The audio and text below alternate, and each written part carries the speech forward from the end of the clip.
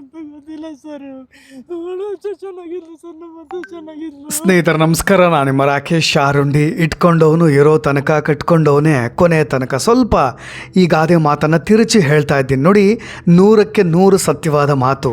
ಯಾವ ವೇದಾಂತಿ ಹೇಳೋದನ್ನೋ ಗೊತ್ತಿಲ್ಲ. ಇತ್ತೀಚಿನ ಘಟನೆಗಳನ್ನು ಗಮನಿಸಿದಾಗ ನೋಡಿ, ನೆಲಮಂಗಲ ತಾಲೂಕಿನ ಗಡಿ ಭಾಗದ ಪುಟ್ಟ ಗ್ರಾಮವಾದ ಹಳೆ ನಿಜಗಲ್ನಲ್ಲಿರೋ ಅಡಿಕೆ ತೋಟದಲ್ಲಿ ಸಿಕ್ಕಂಥ ಮಹಿಳೆಯ ತಲೆಬೋಡೆ ಮೂಳೆಗಳು ಸಿಕ್ಕ ಈ ಇಂಟ್ರೆಸ್ಟಿಂಗ್ ಕೇಸ್ಗೆ ಇದೀಗ ಬಿಗ್ ಅಪ್ಡೇಟ್ ಕೂಡ ಸಿಗ್ತಾ ಇರೋದು. ಬೆಂಗಳೂರು ಗ್ರಾಮಾಂತರ ಜಿಲ್ಲೆಯ ದಾಬಸ್ಪೇಟೆ ಪೊಲೀಸ್ ಸ್ಟೇಷನ್ ಲಿಮಿಟ್ಸ್ನಲ್ಲಿ ನಡೆದ ಘಟನೆ ಇದು. ಇದೀಗ ಪೊಲೀಸ್ನವರು ಭೇದಿಸಿದ್ದಾರೆ. ಅಚ್ಚರಿ ಮತ್ತು ರೋಚಕತೆ ಅಡಗಿರ್ತಕ್ಕಂಥ ಕೇಸ್. ಯಾರು ಮೋಹದ ಹಿಂದೆ ಬೀಳ್ತಾರೋ, ಪ್ರೇಮದ ಹಿಂದೆ ಬೀಳ್ತಾರೋ, ಕಾಮದ ಹಿಂದೆ ಬೀಳ್ತಾರೋ, ಇಡೀ ಜೀವನವನ್ನು ಅವರು ಹೇಗೆ ಹಾಳು ಮಾಡಿಕೊಳ್ತಾರೆ ಅನ್ನೋ ಒಬ್ಬ ಸುಂದರಿಯ ಮಹಿಳೆಯ ಕತೆ. ಕ್ಷಣಿಕ ಸುಖಕ್ಕೋಸ್ಕರ ಶಾಶ್ವತವಾಗಿ ಇರಬೇಕಾಗಿದ್ದಂಥ ಕುಟುಂಬವನ್ನು ತೊರೆಯಬೇಕಾದಂಥ ಪರಿಸ್ಥಿತಿ ನಿರ್ಮಾಣ ಮಾಡಿಕೊಂಡಂಥ ಮಹಿಳೆಯ ಕತೆ ನೋಡಿ. ಬೆಳಗ್ಗೆ ತೋಟದ ಮಾಲೀಕ ಉಮೇಶ್ ಕಣ್ಣುಸ್ತಾ ಅಲ್ಲೇ ತೋಟದ ಬಳಿ ಇರತಕ್ಕಂಥ ಮುನಿಯಪ್ಪ ದೇವರ ಒಂದು ದೇವಸ್ಥಾನದಲ್ಲಿ ಪೂಜೆ ನಿಮಿತ್ತವಾಗಿ ಹೋಗಿದ್ದರು. ಆ ಪೂಜೆನ ಮಾಡೋ ಸಲುವಾಗಿ ಮಕ್ಕಳನ್ನು ಕರ್ಕೊಂಡು ರಂಗೋಲಿ ಬಿಡಲಿಕ್ಕೆ ಅಂತ ದೇವರ ಬಳಿ ಹೋಗಿದ್ದಂಥ ವ್ಯಕ್ತಿ ಇನ್ನೂ ಕೂಡ ತೋಟದ ಹತ್ತಿರ ಒಂದು ರೌಂಡ್ ಹಾಕ್ಬೋಣ ಅಂತ ಹೇಳಿ ಆ ಮಕ್ಕಳನ್ನು ಕರ್ಕೊಂಡು ತೋಟದ ಸುತ್ತ ರೌಂಡ್ ಹಾಕ್ತಾ ಇದ್ದರು. ಅಲ್ಲೇ ಒಂದು ಮೂಲೆಯಲ್ಲಿ ತೆಂಗಿನಕಾಯಿ ಬಿದ್ದಿದೆ ಅಂದ್ಕೊಂಡಿದ್ರು. ಆದರೆ ಸಿಕ್ಕಿದ್ದು ಬೋಡೆ, ತಲೆ ಬೋಡೆ. ಮಾಲೀಕರಿಗೆ ಹತ್ತಿರ ಹೋದಾಗಲೇ ಗೊತ್ತಾಗ್ಬಿಡ್ತು. ಶಾಕ್ ಆಗಿಬಿಟ್ರು. ತಕ್ಷಣ ಮಕ್ಕಳನ್ನೆಲ್ಲ ಮನೆಗೆ ಕಳಿಸ್ಬಿಟ್ರು. 112ಗೆ ಕರೆ ಮಾಡಿ ಪೊಲೀಸನ್ನು ತೋಟಕ್ಕೆ ಕರೆಸ್ಕೊಂಡ್ರು. ಅದಾದಮೇಲೆ ಇನ್ವೆಸ್ಟಿಗೇಷನ್ ಶುರುವಾಗಿದ್ದು. ಬ್ಯಾಗ್ ಇತ್ತು, ಅಲ್ಲೊಂದು ID ಕಾರ್ಡ್ ಇತ್ತು, ಆಧಾರ್ ಕಾರ್ಡ್ ಇತ್ತು, ಊಟದ ಬಾಕ್ಸ್ ಇತ್ತು. 20 ದಿನಗಳಿಂದ ಆ ತೋಟದಲ್ಲಿ ಸ್ಮೆಲ್ ಬರ್ತಾ ಇತ್ತಂತೆ. ಅವರು ಕೂಡ ನೆಗ್ಲೆಕ್ಟ್ ಮಾಡಿದರು. ನವಿಲೋ ನಾಯಿನೋ ಸತ್ತು ಬಿದ್ದಿದೆ, ಅದಕ್ಕೆ ಈ ಸ್ಮೆಲ್ ಬರ್ತಾ ಇದೆ ಅಂತ ಅಂದ್ಕೊಂಡಿದ್ರು. ಅದಾದ ಮೇಲೆ ಈಗ ತಲೆಬೂಡೆ ಮೂಳೆಗಳು ಸಿಕ್ಕಾದ ಮೇಲೆ ಕಂಪ್ಲೀಟ್ ದೇಹದ ಭಾಗಗಳು ಸಿಗ್ತಾ ಇಲ್ಲ. ಆದರೆ ಕೆಲವೊಂದು ಮೂಳೆಗಳು ತಲೆಬೂಡೆಗಳು ಸಿಕ್ಕಾಗ ID ಕಾರ್ಡ್ ಆಧಾರದ ಮೇಲೆ ಪೊಲೀಸ್ನವರು ಅವ್ರ ಕುಟುಂಬದವ್ರನ್ನ ಕರೆಸಿದ್ರು. ಅಲ್ಲಿಗೆ ಬಂದಂಥ ವ್ಯಕ್ತಿ ಮಲ್ಲಿಕಾರ್ಜುನ್ ಬಿಕ್ಕಿ ಹೇಳ್ತಾ ಇದ್ರು, ಇವರು ನಮ್ಮ ಕುಟುಂಬದವ್ರೆ ಅಂತ. ಮಕ್ಕಳು ಕೂಡ ಕಂಡು ಹಿಡಿದ್ರು. ಮಾರ್ಚ್ 21ನೇ ತಾರೀಕು ಆ ಮಹಿಳೆ ಮನೆ ಬಿಟ್ಟು ಹೋಗಿದ್ದು ಕೊನೆ. ಆಮೇಲೆ ಎಲ್ಲೂ ಹೋದ್ಲು ಅನ್ನೋದು ಕೂಡ ಒಂದು ಸಣ್ಣ ಸುಳಿವು ಕೂಡ ಸಿಕ್ಕಿರಲಿಲ್ಲ. ಸಂಜೆ ಹೊತ್ತಿನಲ್ಲಿ ಗಂಡನಿಗೆ ಫೋನ್ ಮಾಡಿದವಳು ಸ್ವಲ್ಪ ಹೊತ್ತಲ್ಲಿ ಮನೆಗೆ ಬರ್ತೀನಿ ಅಂತ ಹೇಳಿದ್ದಷ್ಟೇ, ಅದೇ ಕೊನೆ. ಅದಾದಮೇಲೆ ಬರಲೇ ಇಲ್ಲ. ಯಮುನಾಳ ಸಣ್ಣ ಕ್ಲೂ ಕೂಡ ಸಿಕ್ಕಿರಲಿಲ್ಲ. ರಾತ್ರಿಯಾದರೂ ಪತ್ನಿ ಮನೆಗೆ ಬಾರದಿದ್ದಾಗ ಗಂಡ ಹೋಗಿ ಮಿಸ್ಸಿಂಗ್ ಕಂಪ್ಲೇಂಟನ್ನು ಕೊಡ್ತಾರೆ. ಪೊಲೀಸ್ನವರು ಅಲ್ಲಿ ಇಲ್ಲಿ ಹುಡುಕಾಡಿದ್ರು, ಸೈಲೆಂಟ್ ಆಗಿಬಿಟ್ಟಿದ್ರು. ಆದರೆ ಕೊನೆಗೆ ಏನಾಯಿತು ಅನ್ನೋ ರೋಚಕವಾದಂಥ ಸ್ಟೋರಿನ ಹೇಳ್ಬಿಡ್ತೀನಿ ನೋಡಿ. ಒಂದು ರಿಲಯನ್ಸ್ ಸಮೂಹಕ್ಕೆ ಸೇರಿದಂಥ ತುಮಕೂರು ಜಿಲ್ಲಾ ಬಾರ್ಡರ್ನಲ್ಲಿರ್ತಕ್ಕಂಥ ಝೀಲಾಗ್ ಲಾಜಿಸ್ಟಿಕ್ಸ್ ಸೊಲ್ಯೂಷನ್ಸ್ ಪ್ರೈವೇಟ್ ಲಿಮಿಟೆಡ್ ಕಂಪ್ನಿಗೆ ಸೇರಿರೋ ಆ ID ಕಾರ್ಡ್ ಸಿಕ್ಕಿರೋದು. ಅಲ್ಲೇ ಈ ಯಮುನಾ ಅನ್ನೋ ಮಹಿಳೆ ಕೆಲಸ ಮಾಡ್ತಾ ಇರ್ತಾರೆ ನೋಡಿ. ಈ ಮಹಿಳೆಯ ಈ ತಲೆಬೂಡೆ ಸಿಕ್ಕಿದೆಯಲ್ಲ ಆ ಜಾಗ, ಅದು ಕಂಪ್ಲೀಟ್ ನಿರ್ಜನವಾದಂಥ ಪ್ರದೇಶ. ಅದು ತೋಟ ಪಾಳು ಬಿದ್ದಿರೋ ಜಾಗ. ಗಿಡಗಂಟಿಗಳು, ಪೊದೆ, ಆಳೆತ್ತರಕ್ಕೆ ಹುಲ್ಲು ಬೆಳೆದಿರ್ತಕ್ಕಂಥ ನಿಂತಿರ್ತಕ್ಕಂಥ ಜಾಗ ಅದು. 38 ವರ್ಷದ ಯಮುನಾ, ಇನ್ನೂ ಕೂಡ ವಯಸ್ಸಿದೆ. ತುಮಕೂರು ಕ್ಯಾತ್ಸಂದ್ರ ನಿವಾಸಿ. 19 ವರ್ಷದ ಹಿಂದೆ ಮಲ್ಲಿಕಾರ್ಜುನ್ ಅನ್ನೋರನ್ನ ಮದುವೆ ಆಗಿದ್ದರು. ಪ್ರಾಮಾಣಿಕವಾದಂಥ ಗಂಡ ಗಾರ್ಮೆಂಟ್ಸ್ನಲ್ಲಿ ಕೆಲಸ ಮಾಡ್ತಾಯಿದ್ರೆ ತುಮಕೂರಿನಿಂದಲೇ ಕೆಲಸಕ್ಕೆ ಹೋಗಿ ಬರ್ತಾಯಿದ್ಲು ನೋಡಿ. 2 ಮಕ್ಕಳಿದ್ದಾರೆ. ಒಬ್ಬಾಕೆ ಇಂಜಿನಿಯರಿಂಗ್ ಓದ್ತಾ ಇದ್ದಾರೆ.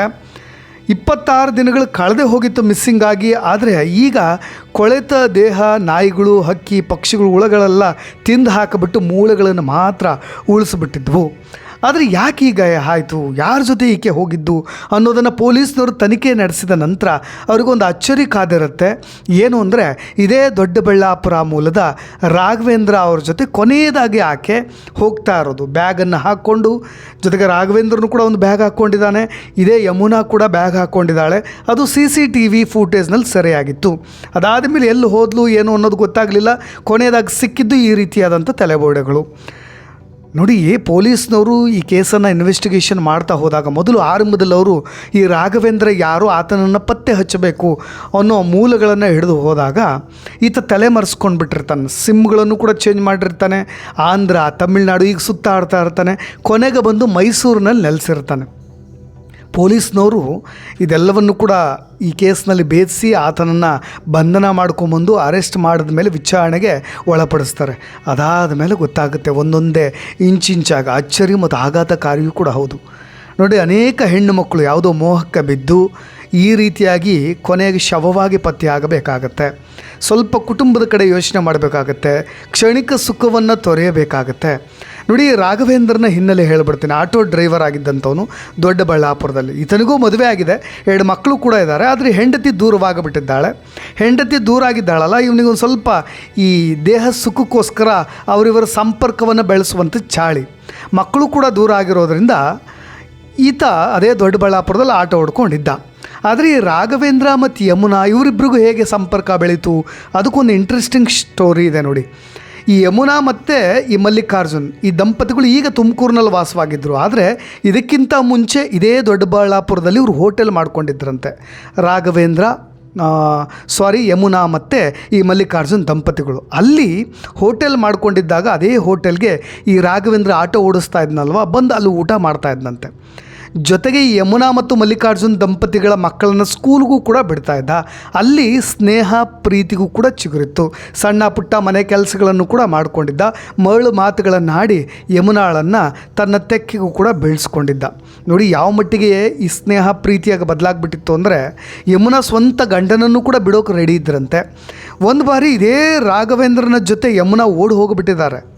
ಆದರೆ ಸ್ವಲ್ಪ ಒಂದು ತಿಂಗಳುಗಳ ಕಾಲ ಜೊತೆಗಿದ್ದ ನಂತರ ಮಕ್ಕಳ ಎಜುಕೇಷನ್ ಸಲುವಾಗಿ ರಾಘವೇಂದ್ರನನ್ನು ತೊರೆದು ಮತ್ತೆ ಮಲ್ಲಿಕಾರ್ಜುನ್ ಜೊತೆ ಅನ್ಯೋನ್ಯವಾಗಿ ಜೀವನವನ್ನು ನಡೆಸ್ತಾಯಿದ್ರು. ಎಲ್ಲವನ್ನೂ ಕೂಡ ಮರೆತು ಮತ್ತೆ ಮನೆಗೂ ಕೂಡ ಇದೇ ಮಲ್ಲಿಕಾರ್ಜುನ್ ಸೇರಿಸ್ಕೊಂಡಿದ್ರು. ಆದರೆ ಈ ವಿರಹ ವೇದನೆ ಅನ್ನೋದಿದೆಯಲ್ಲ, ರಾಘವೇಂದ್ರನ ಒಳಗೆ ಬೇಯ್ತಾ ಇತ್ತು. ಸಾಕಷ್ಟು ಸಾಲ ಕೂಡ ಮಾಡಿಕೊಂಡಿದ್ದ. ಅದಾದಮೇಲೆ ನಿರಂತರವಾಗಿ ಯಮುನಾಳಿಗೆ ಟಾರ್ಚರ್ ಕೊಡ್ಲಿಕ್ಕೆ ಶುರು ಮಾಡ್ತಾಯಿದ್ದ. ಇದೇ ತುಮಕೂರಿಗೆ ಬರೋದು, ಫೋನ್ಗಳನ್ನು ಮಾಡೋದು, ಆಗಾಗ ಸಿಗು ಅಂತ ಹೇಳಿ ಟಾರ್ಚರ್ ಕೊಡೋದು, 5,000 10,000 ರೂಪಾಯಿ ಬೇಡೋದು. ಆದರೂ ಕೂಡ ಹಳೆಯ ನಂಟು ಬಿಡೋದಕ್ಕೆ ಸಿದ್ಧಳಿರಲಿಲ್ಲ ಯಮುನಾ. 5,000 10,000 ಕೇಳ್ದಾಗ ಕೊಡ್ತಾಯಿದ್ಲು. ಜೊತೆ ಕಂಪ್ನಿಗೂ ಕೂಡ ಕೆಲಸಕ್ಕೂ ಕೂಡ ಹೋಗ್ತಾಯಿದ್ಲು. ಆದರೆ ಕೊನೆಯದಾಗಿ ಮಾಡಿಕೊಂಡಂಥ ಎಡವಟ್ಟು ಏನು ಗೊತ್ತಾ, ಯಮುನಾಳ ಬರ್ಡೇ ಡೇಟ್ ಮಾರ್ಚ್ 19ಕ್ಕೆ ಹುಟ್ಟು ಹಬ್ಬ ಇರುತ್ತೆ. ಆದರೆ ಈತ 20ನೇ ತಾರೀಕು ಫೋನ್ ಮಾಡಿ ಬರ್ಡೇ ವಿಶ್ ಮಾಡೋ ಸಲುವಾಗಿ, ನೋಡು ನಿನಗೆ ಬರ್ಡೇ ಇತ್ತು, ನಾನು ವಿಶ್ ಮಾಡೋಕ್ಕೂ ಆಗಲಿಲ್ಲ, ಕೊನೆಯದಾಗಿ ಸಿಗು, ಇನ್ನು ಮುಂದೆ ನಾನು ನಿನಗೆ ಒತ್ತಾಯ ಮಾಡೋದಿಲ್ಲ, ಎಲ್ಲಾದರೂ ಇಬ್ಬರು ಸೇರೋಣ ಅಂತ ಹೇಳಿ ಆಕೆಯನ್ನು ಪುಸಲಾಯಿಸಿ ಹಳೇ ನಿಜಗಲ್ ಹತ್ತಿರ ಇರತಕ್ಕಂಥ ನೆಲಮಂಗಲದ ಬಳಿ ಹಳೆ ನಿಜಗಲ್ ಸಮೀಪ ಒಂದು ಹಳೆಯ ತೋಟ, ಆಕೆಯ ತಲೆಬೋಡೆ ಸಿಕ್ಕಿದೆಯಲ್ಲ ಅದೇ ಜಾಗದಲ್ಲಿ ಕರೆಸ್ಕೊಳ್ತಾನೆ. ಗಿಡಗಂಟಿಗಳು ಬೆಳೆದಿರ್ತಕ್ಕಂಥ ಜಾಗ, ಸ್ವಲ್ಪ ಬೆಳೆಗಳು ಎಲ್ಲವೂ ಕೂಡ ಇದೆ ಅಲ್ಲಿ ಇಬ್ಬರು ಕೂಡ ಸ್ವಲ್ಪ ಹೊತ್ತು ಕಾಲ ಕಳೀತಾರೆ, ಸಮಯ ಕೂಡ ಹಂಚ್ಕೊಳ್ತಾರೆ. ಅದಾದಮೇಲೆ ಈತ ಹಣಕ್ಕೆ ಪೀಡಿಸ್ತಾ ಹೋಗ್ತಾನೆ. ನನ್ನ ಹತ್ರ ಇರೋದು 3,000 ರೂಪಾಯಿ, ಅದನ್ನು ಕೊಡ್ತೀನಿ ಅಂತ ಹೇಳ್ತಾಳೆ. ಆದರೆ ಈತ ನಾನು ಕಟ್ಟಿರೋದು ನಿನಗೆ ತಾಳಿ, ಚಿನ್ನದ ತಾಳಿ, ಅದನ್ನು ಕೊಡು ಅಂತ ಹೇಳಿ ಒತ್ತಾಯ ಮಾಡಲಿಕ್ಕೆ ಶುರು ಮಾಡಿಬಿಡ್ತಾನೆ. ಮಾತಿಗೆ ಬೆಳೆದು ಅದು ಕೋಪಕ್ಕೂ ಹೋಗುತ್ತೆ. ಅದಾದಮೇಲೆ ಹೊಡಿತಾನೆ, ಇವನು ಹಲ್ಲೆಗೂ ಕೂಡ ಮುಂದಾಗ್ತಾನೆ. ಅದಾದಮೇಲೆ ಆಕೆಯನ್ನು ಉಸಿರುಗಟ್ಟಿಸಿ ಆಕೆ ಪ್ರಾಣವನ್ನು ತೆಗೆದು ಬಿಡ್ತಾನೆ. ನೋಡಿ, ಚಿನ್ನದ ತಾಳಿ ತೆಗೆದುಕೊಳ್ತಾನೆ, ಉಂಗುರ ಜೊತೆಗೆ ಒಂದಿಷ್ಟು ಕಾಲ್ಬಳೆ ಎಲ್ಲವನ್ನೂ ಕೂಡ ತೆಗೆದುಕೊಂಡು ಆಕೆಯ ಮೊಬೈಲ್ ಸಿಮ್ಮನ್ನು ಕಿತ್ತು ಬಿಸಾಕ್ತಾನೆ. ಆಕೆಯನ್ನು ಅಲ್ಲಿಯೇ ಮೂಲೆಯಲ್ಲಿ ಬಿಸಾಕಿ ಹೋಗಿಬಿಡ್ತಾನೆ. ಗೊತ್ತಾಗೋದಿಲ್ಲ, ಕೊಳತು ಇಲ್ಲೇ ಹೋಗಿಬಿಡ್ತಾಳೆ ಇವಳು ಅನ್ನೋ ರೀತಿಯಾಗಿ. ಆದರೆ ಆತ ಈ ಕೇಸ್ ಇಲ್ಲಿಗೆ ಮುಗಿದು ಬಿಡುತ್ತೆ ಅನ್ನೋ ರೀತಿಯಾಗಿ ತಲೆ ಮರೆಸ್ಕೊಂಡು ಸಿಮ್ ಚೇಂಜ್ ಮಾಡ್ಕೊಂಡು ಇಲ್ಲಿ ಓಡಾಡ್ತಾ ಇದ್ದ. ಆದರೆ ಇದೀಗ ಪೊಲೀಸ್ನವರ ಚಾಣಾಕ್ಷತನದಿಂದ ಈ ಕೇಸನ್ನು ಅವರು ಭೇದಿಸಿದ್ದಾರೆ. ನಾನು ಅದಕ್ಕೆ ಆರಂಭದಲ್ಲಿ ಹೇಳ್ತಾ ಇದ್ದೆ, ಗಾದೆ ಮಾತನ್ನು ಮತ್ತೊಮ್ಮೆ ನೆನಪು ಮಾಡ್ಕೊಳ್ತೀನಿ, ಇಟ್ಕೊಂಡವನು ಇರೋ ತನಕ ಕಟ್ಕೊಂಡವನೇ ಕೊನೆ ತನಕ ಅಂತ. ಆ ಗಂಡ ಮಲ್ಲಿಕಾರ್ಜುನ್ ಈ ID ಕಾರ್ಡ್ ಆಧಾರದ ಮೇಲೆ ಪೊಲೀಸ್ನವರು ಎಲ್ಲರೂ ಕೂಡ ಫ್ಯಾಮಿಲಿನ ಕರೆಸ್ತಾ ಬಿಕ್ಕಿ ಬಿಕ್ಕಿ ಅಳ್ತಾ ಇದ್ದರು. ಕೊನೆಯದಾಗ ಆಕೆ ನನ್ನ ಜೊತೆಗೆ ಇದ್ಲು, ಇಲ್ಲೇ ಹೋಗಿ ಬರ್ತೀನಿ ಕಂಪ್ನಿಗೆ ಅಂತ ಹೋದವಳು ಬರಲೇ ಇಲ್ಲ ಅಂತ ಕಣ್ಣೀರು ಹಾಕ್ತಾಯಿದ್ರು. ಒಂದು ಕಡೆ ಎದೆ ಮಟ್ಟಕ್ಕೆ ಬೆಳೆದಂಥ ಮಕ್ಕಳು, ಇಂಜಿನಿಯರಿಂಗ್ ಓದ್ತಾ ಇದ್ದಾಳು ಒಬ್ಬಳು ಮಗಳು, ಅವರೆಲ್ಲರಿಗೂ ಕೂಡ ಇವೆಲ್ಲ ಸಾಮಾನ್ಯವಾಗಿ ಗೊತ್ತಾಗುತ್ತೆ. ಅಕ್ರಮ ಸಂಬಂಧಗಳು, ಈ ಪ್ರೀತಿ, ಲವ್ ಕಹಾನಿ, ಜೊತೆಗೆ ಮೋಸ ಮಾಡೋದು ಗಂಡನಿಗೆ, ಅದು ಯಾವುದು ಕೂಡ ಗೊತ್ತಾಗೋದಿಲ್ಲ ಅಂತಲ್ಲ. ಬಟ್ ಒಳ್ಳೆಯ ಸಂಸ್ಕಾರ ಅವರು ಕೂಡ ತಂದೆ ತಾಯಿಗಳನ್ನು ನೋಡಿ ಕಲಿಯಬೇಕಾಗಿರುತ್ತೆ. ಆದರೆ ಈ ಥರ ಮೋಸ ಮಾಡಿ ಅನ್ಯಾಯ ಮಾಡಿ ನಾನು ನಿನ್ನ ಜೊತೆಗೆ ಬದುಕ್ತೀನಿ ಅಂತ ವಾಪಸ್ ಬಂದವಳು ಮತ್ತು ಆತನೊಂದಿಗೆ ಹೋಗಿದ್ದಿದೆಯಲ್ಲ, ಅದು ಯಾವ ದುರಂತಕ್ಕೆ ಈಡು ಮಾಡ್ತು ಅನ್ನೋದಕ್ಕೆ ಇದು ಬೆಸ್ಟ್ ಎಕ್ಸಾಂಪಲ್. ಅನೇಕ ಮಹಿಳೆಯರು ಇತ್ತೀಚೆಗೆ ಅದೇ ಥರದ ಕೇಸ್ಗಳನ್ನು ನಿರಂತರವಾಗಿ ಕೇಳ್ತಾ ಇದ್ದೀವಿ. ಡಿಬೇಟ್ಗಳು ನಡೀತಾ ಇದ್ದಾವೆ, ಕೌನ್ಸಿಲಿಂಗ್ ನಡೀತಾ ಇದೆ. ಅನೇಕರು ದಾಂಪತ್ಯದ ನಂತರ ಈ ರೀತಿಯಾಗಿ ಅಡ್ಡದಾರಿ ಹಿಡಿತಾ ಇರ್ತಕ್ಕಂಥ, ಹೆಚ್ಚಾಗಿ ಮಹಿಳೆಯರ ಗಂಡನನ್ನು ತೊರೆದು ಹೋಗ್ತಾ ಇರ್ತಕ್ಕಂಥ ಪ್ರಕರಣಗಳಲ್ಲಿ ಚರ್ಚೆಗಳು ನಡೆಸ್ತಾ ಇರೋದು. ಮೀಡಿಯಾಗಳಲ್ಲಿ ಅನೇಕ ಸೈಕಾಲಜಿಕಲ್ ಡಾಕ್ಟರ್ಗಳು ಕುತ್ಕೊಂಡು ಮಾತನಾಡ್ತಾ ಇದ್ದಾರೆ. ಜೊತೆಗೆ ಅಡ್ವೊಕೇಟ್ಗಳು, ಫ್ಯಾಮಿಲಿ ಅಡ್ವೊಕೇಟ್ಗಳು ಕುತ್ಕೊಂಡು ಒಂದಿಷ್ಟು ಸಲಹೆಗಳನ್ನು ಕೊಡ್ತಾ ಇದ್ದಾರೆ. ಈ ಥರದ ವಿಷಯಗಳಲ್ಲಿ ಎಷ್ಟು ಎಚ್ಚರಿಕೆಯಿಂದ ಇರಬೇಕಾಗತ್ತೆ ಅನ್ನೋದು ಒಂದು ದೊಡ್ಡ ಪಾಠವಾಗಬೇಕು.